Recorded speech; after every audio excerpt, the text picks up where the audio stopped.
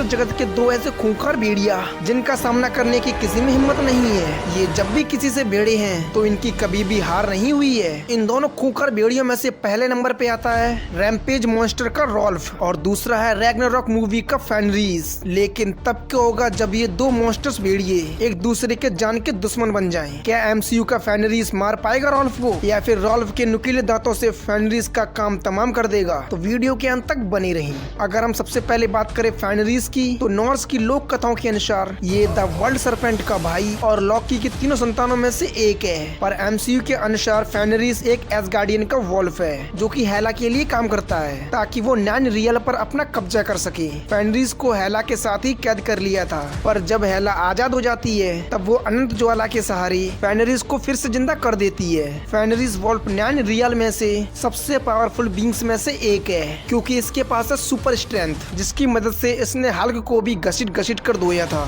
इसने अपनी दांतों की मदद से हल्क को काटकर उसका ब्लड भी निकाल दिया था और ऐसा करने में एबोमिनेशन जैसे जॉइंट के भी पसीने छूट गए थे। फेनरीज के पास कमाल की ड्यूरेबिलिटी है जिस वजह से इस पर एसगार्डियन गन फायर का भी कोई असर नहीं हो रहा था और ना ही उसको हल्क के पंच कुछ बिगाड़ पा रहे थे, जबकि हल्क का पंच इतना पावरफुल है जिसने अपने एक ही पंच से लेवियाथन को मार गिराया था। फेनरीज भागते और लड़ते वक्त काफी खूंखार और खतरनाक हो जाता है क्योंकि इसकी गति को रोक पाना लगभग असंभव सा हो जाता है, इसीलिए इससे बचकर निकल पाना बहुत मुश्किल है। स्पीड के साथ साथ फेनरीज का स्टेमिना भी लाजवाब का माना जाता है क्योंकि ये एसगार्डियन मॉन्स्टर्स बिना थके ये कई दिनों तक लड़ाई कर सकता है। वहीं इसके नुकीले दांतों के हमले से सामान्य जीव के तो टुकड़े ही हो जाते हैं क्योंकि इसकी बाइट फोर्स इतनी है कि धरती पर आज तक किसी की जीव की नहीं होगी। वहीं अगर हम बात करें रैम्पेज के रॉल्फ की तो पहले ये एक नॉर्मल सा भेड़िया था जो कि म्यूटेशन के सेवन के कारण ये एक खूंखार मॉन्स्टर में तब्दील हो गया और इसका आकार लगभग